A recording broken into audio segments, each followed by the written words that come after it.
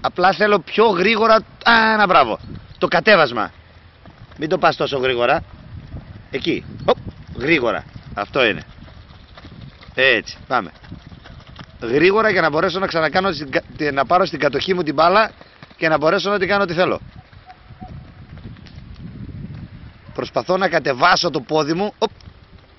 Όπως οι εμποδιστές περνάνε και γρήγορα προσπαθούν να πατήσουν για να φύγουν γρήγορα. Το ίδιο κάνω και εγώ.